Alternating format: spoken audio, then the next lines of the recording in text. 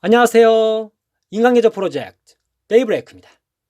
오늘은 여러분의 지출을 관리하는 이 가계부 소개와 데이브레이크만의 이 가계부 쓰는 법에 대해서 21년 버전 공유 드리도록 하겠습니다.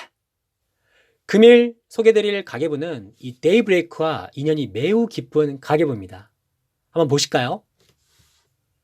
2018년, 2019년, 그리고 지금 쓰고 있는 2020년형 3년간 가계부를 써왔습니다. 20년의 경우 이 동일 브랜드의 가계부 중 스누피 캐릭터가 있는 가계부를 쓰고 있습니다. 21년이 다가오는 시점에서 이 데이브레이크는 이 가계부를 구매하려고 하던 중에 기존에 제가 구매했었던 이 가계부를 제작한 출판사로부터 먼저 연락이 오게 되었고 가계부를 지원받아 영상을 제작하게 되었습니다. 3년간 꾸준히 가계부를 쓰다 보니 21년에는 가계부를 선물 받게 되었네요. 꾸준히 하다 보니 이런 좋은 일도 생깁니다. 그럼 이 데이브레이크의 가계부를 고르는 기준과 이 가계부를 어떻게 작성하고 있는지, 어떻게 지출 관리를 하고 있는지 가계부 쓰는 법에 대해서 공유 드리도록 하겠습니다. 먼저 이 가계부 고르는 기준에 대해서 말씀을 드리면요.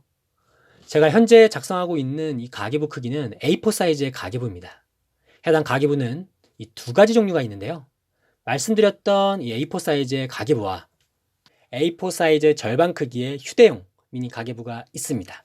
우리 채널의 구독자분들께서는 잘 아시겠지만 이 데이브레이크의 경제노트 기억하시나요? 보이시죠? 11월 1일부터 30일까지 10월달, 9월달 이 개인적으로 저는 한 달치를 한눈에 보는 것을 좋아합니다. 왜냐하면 이 경제 공부의 경우 한 달 동안 경제 흐름을 파악하는 데 도움이 되고 체크리스트의 경우 내가 선정한 루틴 활동 중 실행력이 부족한 활동을 파악하는 데 도움이 되기 때문이죠. 이런 기준을 바탕으로 2018년부터 가계부를 쓰겠다고 마음을 먹고 어떤 가계부가 나에게 적합한지 찾을 때 제 눈에 한 번에 볼 수 있는 것이 첫 번째 기준이었습니다. 말씀드린 전제를 기준으로 이 가계부를 찾던 중 이 3년 동안 사용하고 있는 바로 이 한눈의 가계부를 선택하게 된 것입니다. 가계부 초보자였던 이 데이브레이크의 이 두 번째 가계부 고르는 기준은요. 쉽게 쓸 수 있다는 점입니다. 최대한 간단히 말입니다. 18년도부터 해당 가계부를 쓰면서 이 초보자들이 가계부 쓰기 참 좋은 가계부다 라고 느꼈거든요. 시중에 물론 좋은 가계부들이 많지만 이 초보자들에게는 쓰기가 조금 복잡한 가계부가 있는 것도 사실입니다. 지극히 개인적인 생각을 바탕으로 말씀드리면 솔직히 가계부 초보로 분들에게 이 가계부 쓰는 것 자체가 부담이 될 수 있거든요. 특히 매일같이 꾸준히 기록을 해야 되는데 습관이 되지 않는 초보자 분들에게 말이죠. 하지만 이 가계부는 이 가계부 초보자 분들께 가계부에 대해 부담 없이 접근할 수 있는 장점을 가지고 있습니다. 그래서 제가 가계부를 선정했던 이 두 가지 기준에 대해서 정리해서 말씀드리면 첫째, 한 달치를 한눈에 볼 수 있는 점과 이 초보자도 가계부 쓰기에 부담 없다는 점입니다. 그럼 이 데이브레이크의 21년형 가계부 쓰는 법에 대해서 본격적으로 공유 드리도록 하겠습니다. 준비되셨나요? 이 가계부 쓰는 법은 이 데이브레이크가 직접 작성하는 방법인데요. 혹시 우리 구독자께서 가계부 초보로라면 저의 방법을 참고하시어 작성하는 것을 추천드립니다. 쉽고 간단하게 1분 안에 가계부 쓰는 방법을 알려드리겠습니다. 첫째, 가계부 어플을 활용합니다. 혹시 우리 구독자께서 이 스마트폰에 설치되어 있는 가계부 어플이 있으신가요? 요즘은 가계부 어플이 대중화되어 쓰시는 분들이 많으시더라고요. 장점으로는 이 자신이 사용하는 은행, 카드사를 모두 연동시키면 이 지출 내역을 쉽게 확인할 수 있습니다. 둘째, 가계부를 작성합니다. 첫째 말씀드렸던 부분을 이어서 얘기를 해보면 기존의 특정 가계부 어플을 6년 전부터 사용하고 있었거든요. 너무 좋더라고요.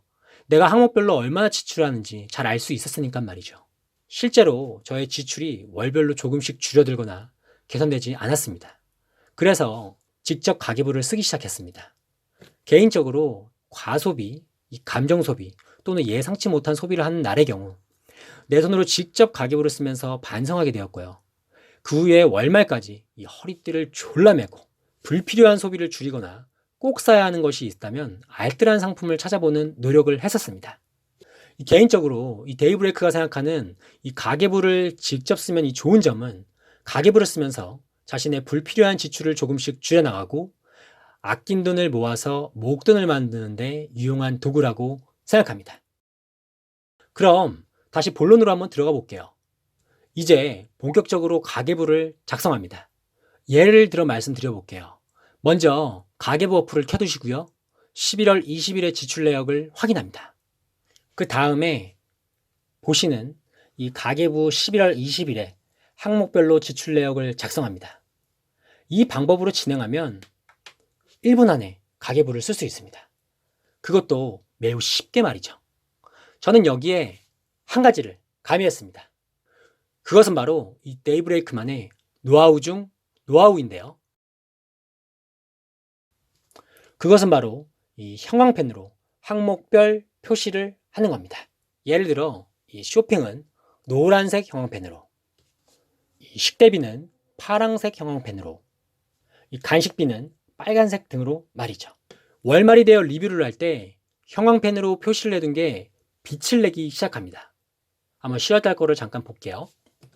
보시는 것처럼 내가 많이 사용했던 항목의 횟수를 금방 파악할 수 있다는 점입니다.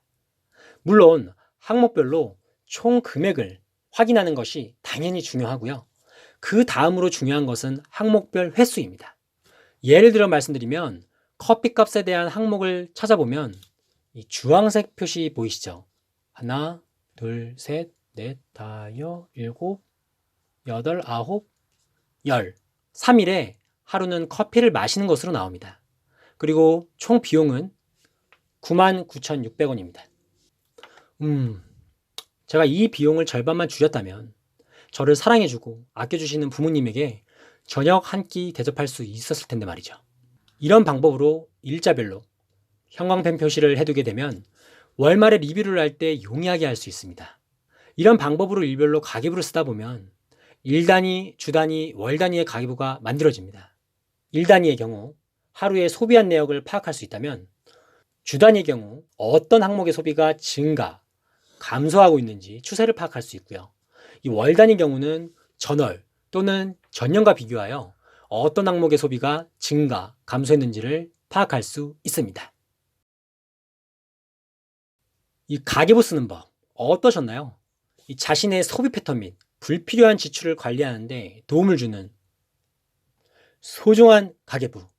이 무엇보다 이 가계부를 쓰면서 절약해야겠다는 의지도 활활 타오릅니다. 이 마지막으로 우리 구독자님께 전하고 싶은 말은요.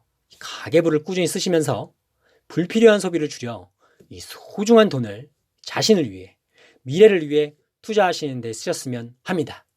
해당 가계부에 대해 관심이 있으신 분들께서는 본 영상의 댓글에 관련 링크를 걸어두도록 하겠으니 참고하시길 바랍니다. 한 가지 잊고 있었던 게 있네요. 오늘 공유드린 한눈의 가계부 이벤트 진행하고 있습니다. 이 자세한 내용은 커뮤니티에 오셔서 확인을 해주시기 바랍니다. 그럼 우리 영상을 잘 보셨다면 구독과 좋아요, 알람 설정까지 부탁드립니다. 소중한 시간을 시청해 주셔서 대단히 감사드립니다. 바이바이.